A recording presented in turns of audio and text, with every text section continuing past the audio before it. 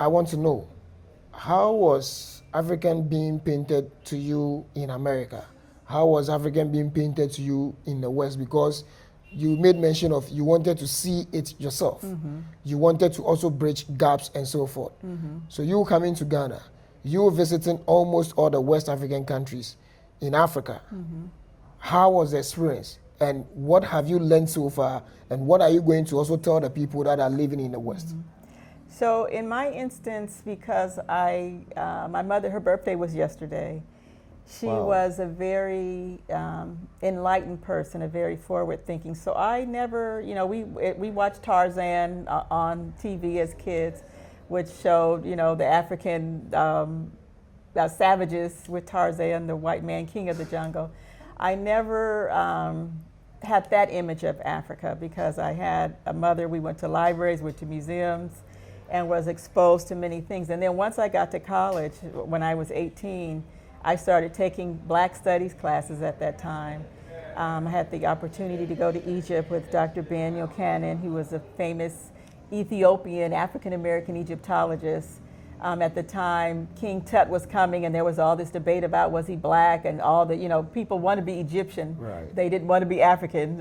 Egypt is in Africa, is an African country. So I didn't have, I didn't think I was coming to, people would say, did you see lions and tigers? I didn't see. And I had a realistic idea, and I also had lived in France, in Paris, in the African environment. So I had many friends whose families I ended up staying with when I did my first travels.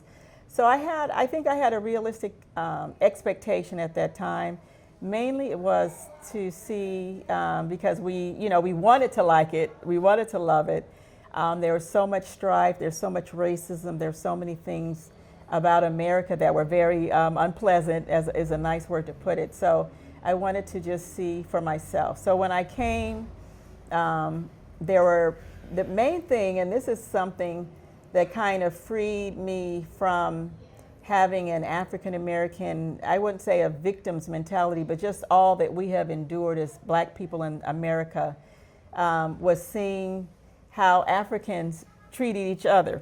And so each country that I went to, there was, if you were in the country, there would be friction or tension between the different ethnic groups of the country. Right. And they would kind of warn you about this one or that one. And then once you were going to the next country, it would just be globally that country. And so all the countries warned me about the other ones, but everyone said, watch out for Ghana boy. Welcome back to my YouTube channel. My name is Clevy Joe. Today we are here with another diaspora who is in Ghana, Carol Magruder, in our midst. And she's here to also share us the experience that she has had so far in Ghana. I think people doesn't know you. You are my celebrity. So today is your day. All right. We really have to know you. People have to know who you are and why you came to Ghana. So can you just tell us why you are in Ghana and what brought you to Ghana? Okay, well, good afternoon, good evening. I'm happy to be here with you this Right. evening. Thank you. So my name is Carol Magruder, and I'm here in Ghana to celebrate the wedding of my good girlfriend of decades, Darnisha, now Esuman, and her husband, Kofi. I came just for the wedding, and then it happened that Panafest has been going on, a year here, and it's been a wonderful, I've been having a wonderful time. Wow. So how long have you been in Ghana? I've been in Ghana, this is going on my second week. For me, I was married to a Senegalese man, so I have a lot of experience with the Francophone countries, Senegal, Cote d'Ivoire, and I've been in Ghana, this is my fourth trip, but I've never stayed very long, so I haven't had it. So you don't need to ask me any questions about words or language or food. I can tell you all that for the other countries, Well, but not for Ghana, unfortunately. you said you know my show is actually not a marriage show, but I think we have to know who you are. You said you married to a Senegalese. Tell us about the experience. Well, it happened a long time ago. I'm happy with the result. I'm the very proud mother of a very tall Senegalese woman who lives in America, but she's been brought to her father's country several times. So my experience, I have very close. We're not together anymore, but we're still very, very close. He's in California now. He goes to see my dad, who's there, still alive, 96. Whoa. And I go and see his family and stay with his family, my in-laws, whenever I get the opportunity. So, well, since you guys are kind of, not trying to forget about each other, why don't you just come back together, at least just to link up with each other?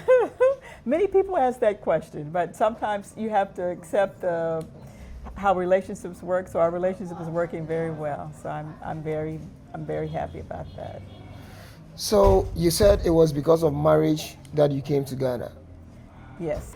No, I've been here before. I've traveled all over West Africa, been to all of the countries in West Africa, except I haven't been to Nigeria. Okay. I haven't been to Benin, but I started in Senegal, and I made a circle all the way around, and I stopped at Togo, went up to Burkina Faso, Right. when Thomas Sankara was alive, went over through Mali, back to Senegal. So I had a chance to really, it took me about 3 months altogether. I stayed with families the whole time, and I had a chance to see a little bit of everything, to see the countries that I liked and that resonated, and that I wanted to come back and visit. So one thing about me in college, I was the chairperson of our Pan-African Students Union.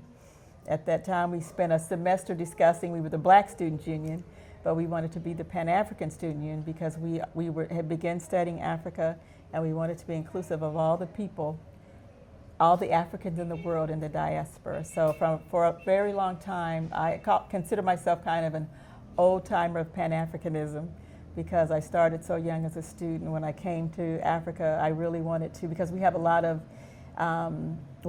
illusions or dreams about what Africa was, what Africa is.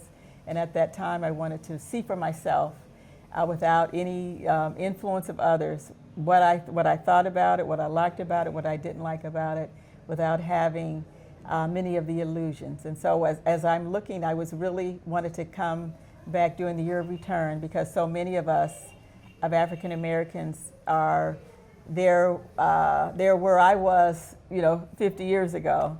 And there's a lot of preconceived ideas or misconceptions, people who are very happy about getting over here, not so happy about getting over here. So it's kind of amusing to me, because we both, on both sides, we need to study each other, we need to have patience, and we need to have just have a realistic attitude about what we're going to find or not find, and come with an open mind and open heart, and just kind of accept, things that you find as you find them. Well, talking of illusion, and also talking about the experiences in Africa so far, I want to know, how was African being painted to you in America?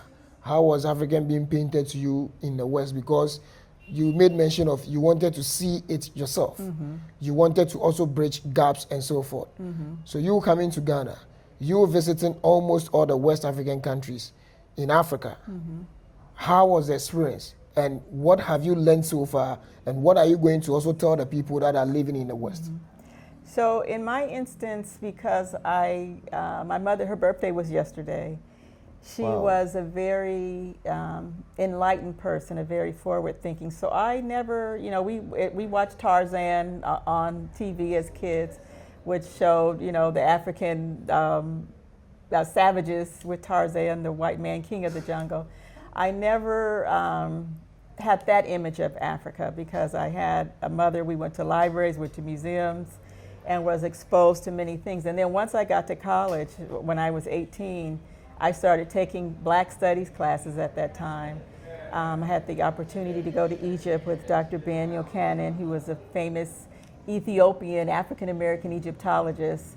At the time, King Tut was coming, and there was all this debate about was he Black, and all the, people want to be Egyptian. Right. They didn't want to be African. Egypt is an African country. So I didn't have, I didn't think I was coming to, people would say, did you see lions and tigers? I didn't see. I had a realistic idea, and I also had lived in France, in Paris, in the African environment. So I had many friends whose families I ended up staying with when I did my first travels.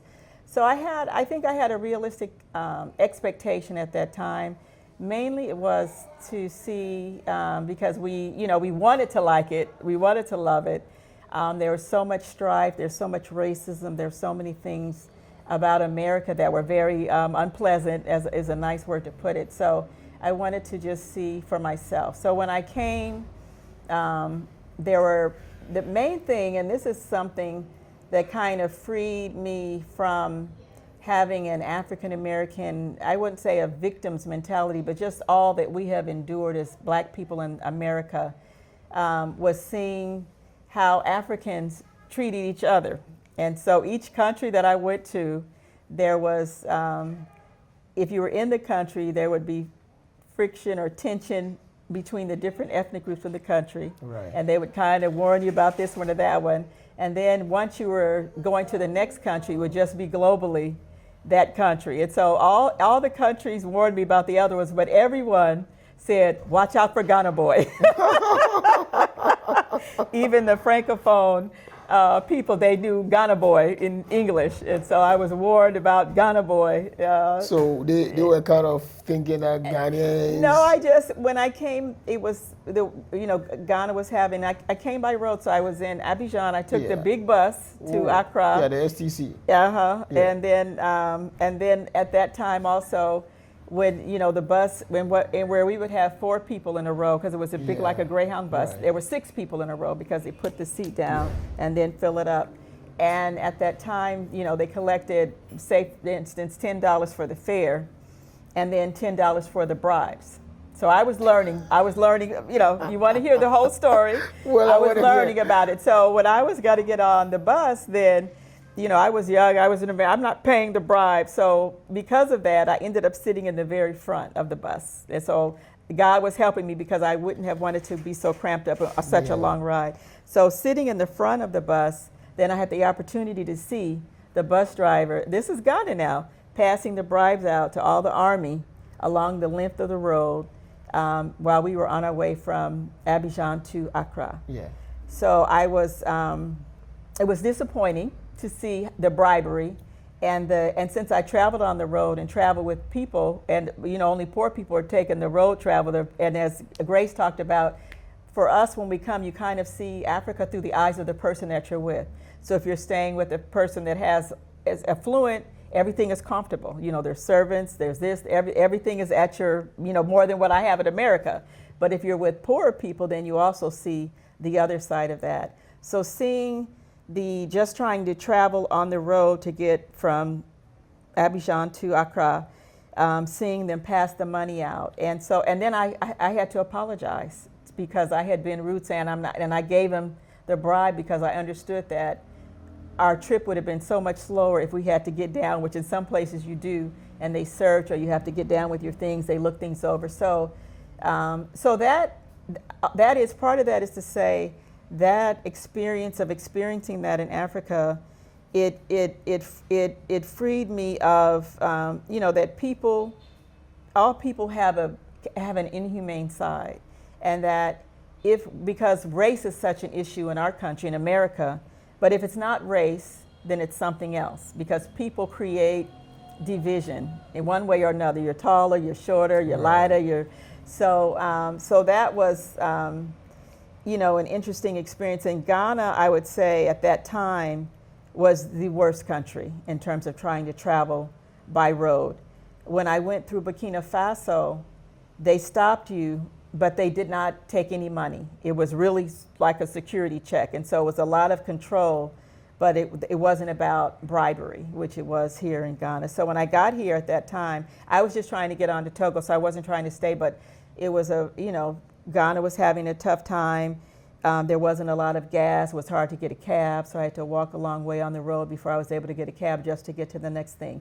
One thing I will say is that when we got to the border between Cote d'Ivoire and Ghana, the border was closed, so I had to stay there overnight. And so the person at the border control, he took me home with his family, his wife. And I didn't want to, I was sad that I had to wait another night. And but it was one of the most beautiful nights that I've ever had, because we were out wherever we were on the border. Yeah. The night, it was so clear, the sky, it was so beautiful, it was so peaceful. They were so nice to me, so generous. They didn't have much, but they shared. And I rested. They treated me good. Because I was the only little foreign woman, so they took care of me. And then the next morning, he took me back and put me on the bus. And I was just able to kind of rest and process. So that, if there was any way that I could find that couple, I would like to just thank them, because they were so hospitable, so nice. And I was able to just kind of rest, then to go on with the rest of my journey. Right. Yes. So aside having this negative experience and so forth, you also had people that also help you in a positive way. In a positive way, yes. It was kind of balanced. Yes. But let's talk of the negative experience you've had.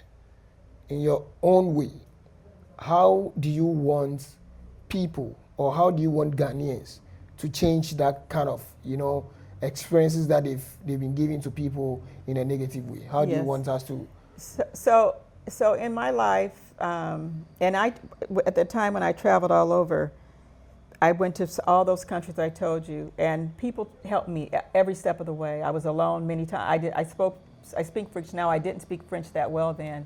But people are like, aren't you afraid? I would say, I'm afraid to go out of the United States, because, we have a very violent country in the States.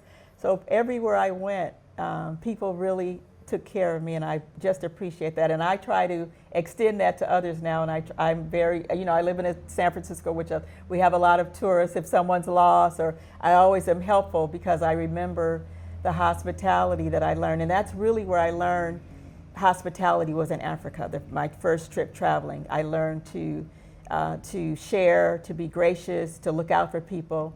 And that was in all the countries, that people taking care of each other, and taking care of me as a single woman traveling alone. So back to Ghana, one of the things, and I haven't really experienced it in this way, but I see that, we were, as African Americans, we were commodities when we left here, as enslaved, captured people. And now there's just a certain tourism around slavery. And while I really support, I think every Black person in the world needs to come here and see these slave dungeons. But I think also that every African, every Ghanaian, they need to come and they need to see it. Everyone needs to see it. But at the same time, that I want us to be mindful to have a respectful way of doing that. It's not just about money. And that, when we have tourism, so I've traveled so much, and I go and stay in Jamaica a lot, because Jamaica is just like little Africa. Yeah. But tourism really can ruin a culture, because everything then becomes about money. Everything becomes transactional. And we have to find a way together that we are bringing people here, but it's not just all about money. It's not about commodifying our pain and our suffering. So how to do that, I'm not sure, but we need to give that some thought. And that's on both sides of this, Yeah, I really understand what you mean, but America, or maybe the West, is making it very difficult for an African man to go to the West to go and see what they are supposed to go and see, or maybe to go and learn few histories about their country. So do Africa. Sometimes people that are coming in from the West to Africa, they also go through a whole lot of, let me put it this way, shit, coming to Africa. Yes. So, balancing the equation is kind of very difficult, because Africans are finding it difficult to go to the West. The West are also finding it difficult to come to Africa. How do we solve those kind of inconveniences? So for us as African Americans, they would kick us out if they could. So we have very little control over that. And I know that I was in a conference in Dublin, an international conference, and there was a brother from Nigeria, a high official in the government, who could not get a visa. We have another conference coming up in Chicago. He could not get a visa. So that's not going to change in these next 3.5 years that we have. And we have no control over that as black people, in America, very little control. White people don't have any control over it now because we have this renegade government that is just lawless and they just do whatever they want. But on this side of the Atlantic Ocean, I think that the Ghanaian government needs to facilitate the visa process. And that in this day and age, there's no reason why anyone should have to send their passport in a mail service or courier service someplace else to get a visa. That the visas can be electronic. They can still charge for them because visas are a source of revenue. I have no problem with that, but that it should be facilitated for people. I did, however, when I arrived at the airport, everything was very orderly. I love the new airport. It's beautiful. Everything worked very smoothly. Everyone was welcoming.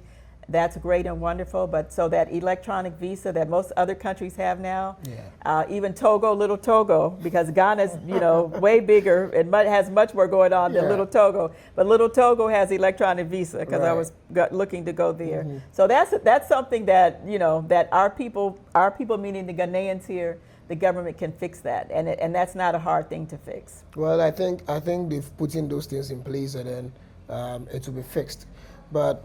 You also spoke about bridging gaps between diasporas and Africans. In your own way, how do we bridge a gap between a diaspora and African? So another thing when I was here, I don't know, before COVID, I actually met the minister of the diaspora, who was a very wonderful man. I can't remember his name. And I don't know how that office worked or what they were doing, but I think it's important for the Ghanaian government to actually hire an African American, a Jamaican, someone from the Caribbean, a Brazilian, hire them with a government job and some authority to help to oversee the visiting of the diasporans as they come back and to help to address our special needs. And I think that that's something that's easy to do, to have people who have a real job, who have some authority to help to facilitate, to see what their people need as they're coming back to visit or to stay, to facilitate that process. I would also like to see the areas surrounding our slave castle dungeons, that those areas to be spruced up a little bit more, and to have some official place where you can go when you come out of there just to kind of decompress with all that you've seen. I had the great honor because we're here doing Panafest, to take the small boat from the slave dungeon castle in Cape Coast to Elmina. And as I said, I've traveled all over and done a lot of things, but that is something that really profoundly touched me because it gave me a feel for what it was like to be in those boats on your way out to the bigger ships. And to not know where you're going. Maybe some of the people who are from the inland, they might not have ever seen the ocean. And then you're out there going someplace, to never ever return again to the conditions that we lived in America for over 400 years. Do you think getting a diaspora and an African getting married can also help bridging gaps? I do. I think it can help. I think that that people need to have some extra counseling because marriage is hard for anybody. So every country has divorces. We have a lot of divorces of African Americans married to other Africans, but there's some unique things that that happen with the mixing of cultures, and people need to really have some counseling and some consideration about those things. And so I would tell people that when you marry an African, you're marrying a family. You're not just marrying a person. So you need to meet that family. And you need to see how you feel about them because you're marrying that family. If you have children, the children belong to that family too. And that some of the things that are cultural when you're young, you get married, it's about a lot of other things than the long term. And so once you have children, then your culture sometimes is invisible to you. But when you have children, then you want your child to have your culture. And if you married someone that has a different culture, they might want their child to have their culture. So you need to have some real understanding about the different cultures and the give and take that takes. In my situation, that really was not an issue for us. We both have a lot of common values about duty and family responsibility. And when I took my baby back to Senegal when she was 9 months old, and I gave her to her Senegalese family. I didn't interfere, or that was their baby as well as mine. But if I hadn't have had that attitude, it might have been a different situation. But because I did say, take your baby, whatever they fed her, that's what they fed her. I wasn't, I just trusted that it would be fine, and it was. So, how long have you been with your baby? When was the last time you saw your baby? My daughter? Yeah. My baby's 36. So when was the last time you saw her? Oh, I see her all the time, but she lives in Atlanta. Okay. Yeah, I see her all the time. Well, I think I really need to ask you a challenging question. Yes. I don't want to talk much about your marriage, but it's kind of complicated. You said you agreed to it that marriage is a factor of bridging gap between African and the diaspora. Yes. You married to an African man. Right. So now you are divorced. Yes. Separated, kind of. Okay, so I would say you are divorced. Or okay, so Yes. let's say you are separated. Let me Yes. put it this way: Yes. you are separated. So that means you've broke the bridge, right? The bridge that you built, you have broken the bridge, right? No, the bridge is very strong. Well, if it is strong, so why are you two not together? A lot of reasons. Well, but this isn't a marriage counseling. No, but I know, that's what I said. It's not about marriage counseling. So it wasn't. So I can tell you this: it wasn't any cultural reason that helped us to keep everything the way that it is. So it wasn't it was just normal couple things. So it wasn't a cultural reason.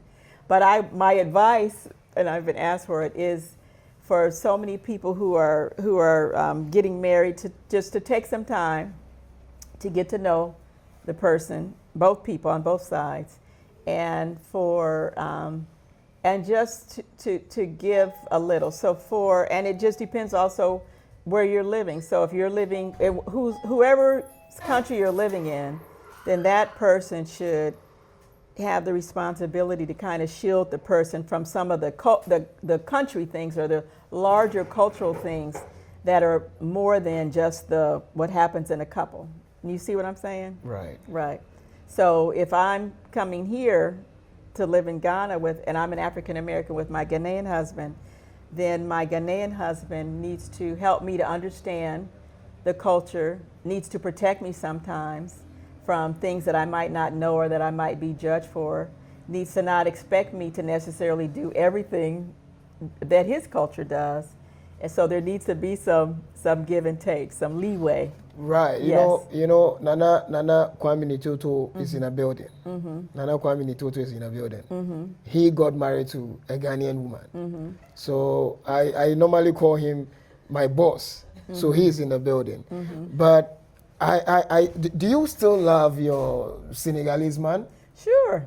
So if you still love your Senegalese man, I want us to talk about something else. That's what I said. This is not a marriage show, but we are trying to bridge gaps. But that's not about the gap. And this is because I used to, in the States, I taught parenting classes, Afrocentric parent to African American people, and that I think it's just a crime for anyone to have children with someone else and you have no love, that you hate the other person, because that is the other parent of your child, and that if you love your children, then that your children are 50% of that person. This is regardless. If you have a baby with a monkey, then you have to love the monkey because you picked the monkey. Absolutely. You had a baby with the monkey, right? And your child is half monkey, so you have to, you can't. So to dislike or hate someone that you have a child with is, to me, that's the most saddest, painful thing. And it happens all the time, every day. People, get married, get divorced, hate each other. So, and that it has nothing to do with culture. It's about, just the male-female dynamic sometimes. So I just can't understand that. So, I would say it's a culture because from the experience that I've had so far with diaspora marrying an African, or maybe African marrying a diaspora, I would say it's a culture, because sometimes the diaspora's culture is different from our culture. And Africa, we support family values. If I want to marry you, I have to make sure my whole family members, they love you, they cherish you, they respect you, they make you so proud. Do you get it? But you being a diaspora, when an African family is doing something like that to you, you might think that they want to stock money from you, they want to take money from you, they want to get some opportunities and so forth from you. Like they want to take their chances and so forth, which is never like that. So sometimes it's like that. Well, when you meet the right person. With you, but sometimes that is true. Good, but when you meet the right person, you know, somebody who wants to scam you will never go and show you their parents. I'm not talking about scam. Yeah, I know. Okay. It's all part of scam. You know, those kind of things. Right, but I'm not talking about taking opportunities of somebody. I would say it's a scam. No, but okay, let's stick with one thing. We'll talk about the scam in a minute. But in terms of a marriage and a relationship, that there's those African families, and there are many black families in America that are still like that too, where there's an interdependence, I call it.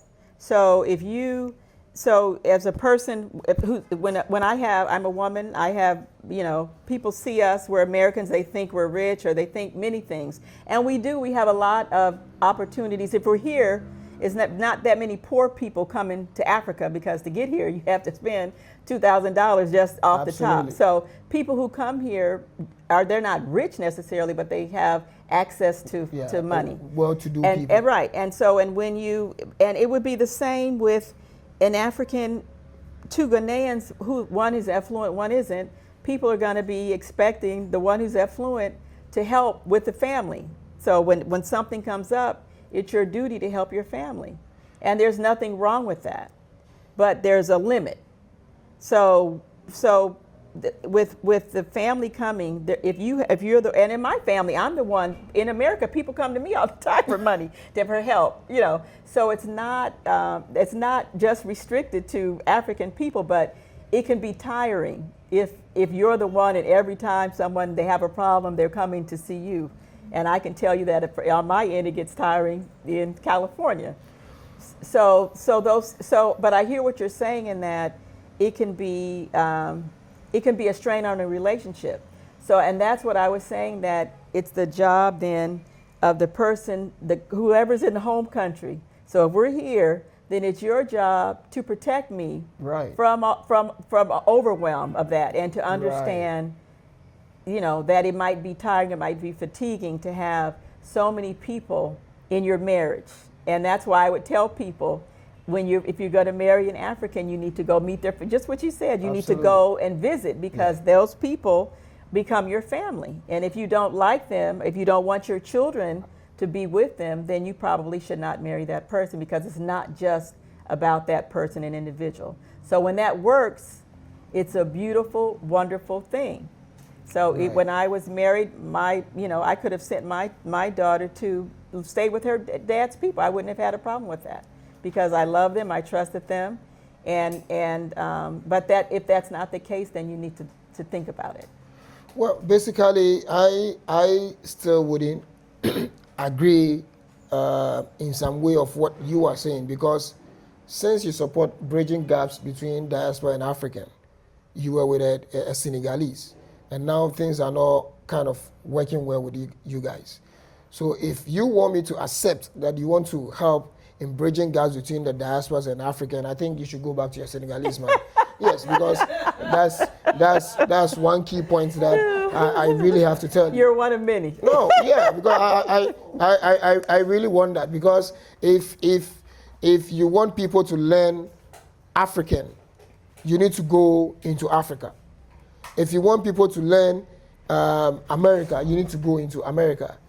So I think the gap between America, or maybe African American, and the African, you are trying to break those bridges by separating yourself from your husband. So I think you should go back to your husband, whether you like it or not. I think that you like controversy. No, it's really not about controversy, but we are trying to bridge gaps. Right. So we need to do things to set examples for people to also follow. At least one day you will be called that they said Miss Carol has married to a Senegalese, and this is working. Now she knows how to do this. We have to. We have to. For me, I definitely think marriage is a factor when it comes to bridging gaps. It can be a factor, but it could also be a negative. So there are many people, and as I look over when I got married, all the folks who are married, many people have had the opposite experience where they're not happy, they're angry. They take the one person and they blame the whole country on what that one person did. Right. So it can go either way. And so part of this, and as I see more and more people coming over and getting married, and I think that because we have a surplus of African American women who are all over the world, because now we've all worked, we have a little income, and so we're all over the world. For us as Black women to be careful and to be to take the time to really get to know people, because I've seen, and not just in Africa but in the Caribbean, they're making movies about it now, for sisters who are coming from the States to take some time to get to know people. You don't have to get married to everybody that you date. So dating is about dating, and to also to have some ground rules for yourself, and to follow some counsel of other folks, and to take your time and to be cautious. That's what I would tell my African American sisters, because folks are coming over, and they have these notions, and I think that a lot of people will be disappointed. And so to avoid that disappointment, just for people to take your time to develop friendships, and to see people in their natural environment, and to let people be themselves. And that's the advice I would give anybody. Right. But even more so when you're coming to a different country, so far from home, and where people do see us now as, I used to laugh and say, I was a big Visa card. I was a green card. When people see you coming. So now I have a Social Security check. Yeah. So now I have a Social Security check. That's what some people think. Yes, and and that is a reality for some people. So the only way that you can kind of protect yourself is just to take your time. There's no rush. Absolutely. There's no rush. There's no hurry. Yes. I think I don't want to talk about relationship over here. All the time, right? Yes. Right. You've been to so many West African countries, except Nigeria. Mm-hmm. Tell us about the struggles, because I know sometimes when you are going to other countries, you need to plan. Mm-hmm. You need funds. You need to do so many things before you get into the country. Mm-hmm. What are the things that you put in place before visiting those West African countries? For me, when I first came, because I had so many friends in Paris, and Paris is, all the Africans are there. So the friends that I had at that time, this is before cell phones, before email. Literally, I would tell my mother, I'm going to be in this country, mail the letter 2 weeks out so that I could, because you just had physical mail. I would call every once in a while. It was real expensive to call back home, so I would just call every once in a while, like I'm okay. But in those days, I was flexible, and so I had the first time when I went to Senegal, I had my friend who I never have seen again, Samba Umbu. He moved to Mozambique. His friend worked at the port. He gave me the letter. I had to wait to go to his job, and then you can't find places, so everybody knew where the port was. And I literally showed up and gave Samba this letter. Shirk Fai was the name of Samba's friend. I gave Shirk Fai the letter from his friend saying, "This is Carol Magruder." He took me home with him and his family. They had a 2-bedroom apartment near the port. I slept in the room with the girls. And I always kept in touch with them until they moved away, but I would always come back and bring them presents after at that time I didn't know I was going to get married to a Senegalese man. But so I just read a lot about the countries at that time. Most of the things that I read were from white Peace Corps people who had written books of do this, do that. And prior to that, I had traveled all over Europe, so I had a sense of just how to travel. It's very similar. And so I just took the road. I would get to friends. They would take care of me and pass me on to the next place. So there wasn't, where's the best restaurant? Where's the prep? I had traveler's checks, money in my bra. My grandmother's from the South, so she made me something that was pinned to my bra. So all my valuables, my passport was in there. And just traveling simply. So the whole thing now, when I laugh at you know, the influencers and do this, and you know, everybody's taping themselves of how to get around. But we got around there. I got around with little problem. I learned patience, and I look back on that trip as one of the best times of my life, and something that really helped to kind of mature me to deal with and to just have a sense of people and the world. So that first trip was just something that was just wonderful. Well, talking of patience, I normally say that if you are coming to an African country as a diaspora, or maybe somebody from the West or anything of that, when you are coming into the country, the first thing you need to pack into your bag is patience. Because Yes, that's yes. what I normally tell people. Yes, Yeah, I normally yes, tell people because, you know, in America you can just order food. The next 2 minutes, the next 3 minutes, the food is ready. But in Ghana or in Africa, it will take a while Right. before the food gets ready. Right. And even if the food gets ready, you will know that the taste is different from the American food. Right. Ghanaian food are so nice, African food are so nice. More than, as for that one, I will challenge any American. Right. That we have our best food, or maybe any food that we have is far, far better than American food.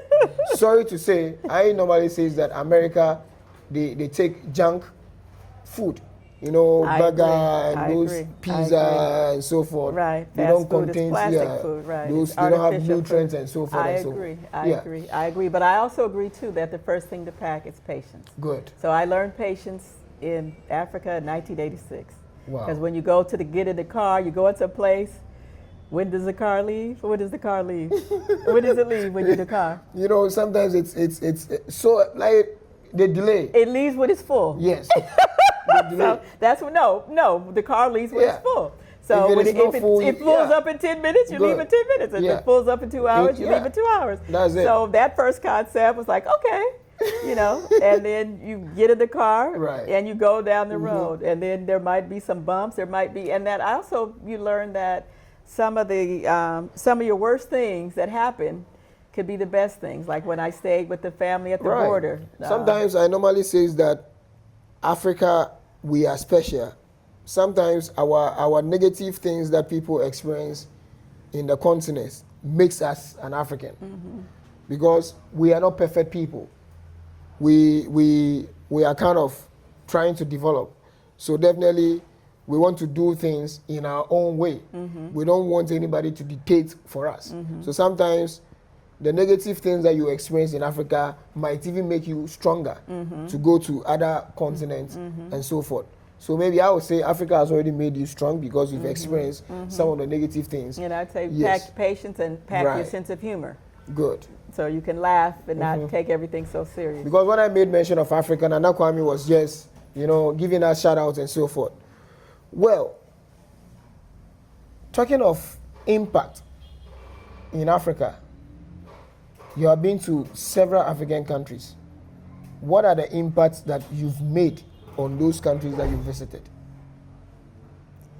Me personally making an impact on a country, Yeah. I would say none. I haven't made any impacts. I don't think myself that important that I could make an impact. But I haven't tried to make an impact on an African country in that way. But have you tried at all? No, not in Africa, but in other places, yes. Where? In Africa, what I have a presentation that I do in the United States. Well, anyway. Hold on. And so I say that our African American communities many of them are much like underdeveloped African countries, and we have similar issues. So I've done a lot of work with my own people in my own community, and I just want to share what I do. So I'm the co-chair of the African American Tobacco Control Leadership Council. And in America, because we have faced so many different issues, there are many health issues that we have, violence that we have. So I work against smoking, tobacco, menthol cigarettes, and the other things. Yeah. And that is the #1 killer of black people, more than everything else combined. And that to be here, because when Africans were enslaved in America, were captured and kidnapped, the first crop, people think it was cotton, but it was actually tobacco. We were brought over to cultivate tobacco. So it's a kind of a full circle that we end that relationship with the product that kills us. And so not only is it killing us, it's very expensive, so we're contributing to the wealth of multinational corporations, and they do a lot of mayhem. And Ghana has pretty good public health in that way. I was really surprised when I was here many years ago, and there was so little smoking. There's much more smoking, I think, in the Francophone countries, and perhaps in Nigeria. But in Nigeria, which is larger, of course, the tobacco companies made more inroads with the young people there. So we know that Africa has a lot of young people who are impressionable, who see what other folks are doing out in the world, and they want to imitate that. And so that's one of the things that I would like to, sound the alarm, because I don't want these companies coming and getting a bigger toehold in Africa with our young people, showing them this is what we do. Because in Senegal, there were actually commercials showing this is what the African Americans are doing over here smoking. And so it's just unhealthy. So we want to control that, not give them access to our young people here in Africa, and to understand that, and for the African Americans, that when we smoke, when we contribute to that, we're contributing to what brought us over in the first place as enslaved people. And so we want to end that relationship. We want to end that relationship. Wow, I think it's the thing that you are saying is very laudable, because in Africa we need to protect our youth. Now they are even bringing in some drugs called red, and when the youth takes it, they kind of, behave abnormal and so forth. And those are the things that are fighting African youth. So you having this kind of mindsets and this kind of projects going on, helping people in Africa to stop smoking and so forth, I think it's really a good thing. But I think I want to ask you my final question. Well, don't be scared. Because I know a final question is never final.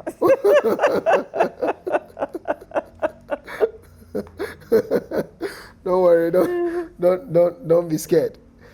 At least you've been to several African countries and so forth, with the exception of the West African country, with the exception of Nigeria. You've tasted so many food and so forth and so on. You're not gonna like this answer. Which country has the best food? Which African country has the best food? Has the best food? Senegal. And what's that? Senegal. So when you were asking Grace the dishes for Ghana, I don't know any of those, but I do know about chibujin, yassa, supakanja, mafe, and I know how to cook all of those. Ooh. So Senegal has the best food. So you are choosing Senegal? Definitely. Okay. Hands down. Hands down. No comparison. No comparison. Your final words. What are you going to tell your people that are out there? I want people to know my website, which is go ahead. The name of my website is savingblacklives.org, and we are trying to save the 45,000 African Americans who die every year in the United States from tobacco-induced diseases.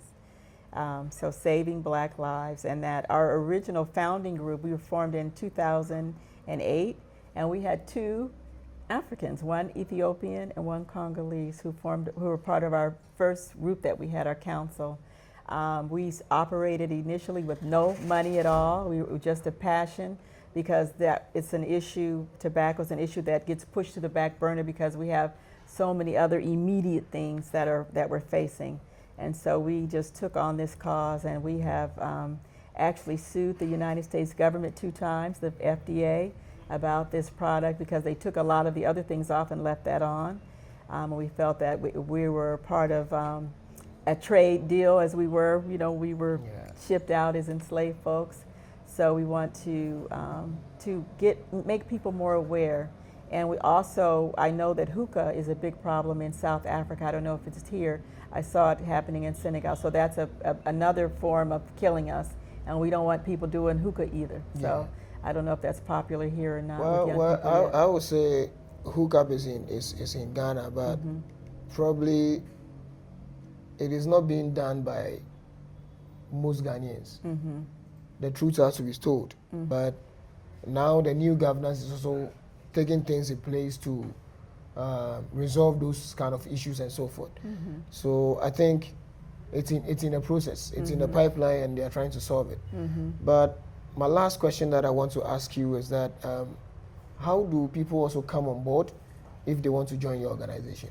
They can go to the website, so savingblacklives.org. There is a sign up pop up that should come up pretty quick, and they can sign up and they can they'll get all of our newsletters, all of our e-blasts. As I said, we're doing work, and we have our wonderful pastor Kelvin Sauls, who's from South Africa, diaspora, who lives in the States, who we have done podcasts and different things with South Africa. We had a small little grants that we were giving out to our brothers and sisters in South Africa, Lesotho, to further the work and so that we can work together. I got up at 2 o'clock in the morning to do a podcast for South Africa. So the hookah and the vaping is something that people need to pay attention for young people.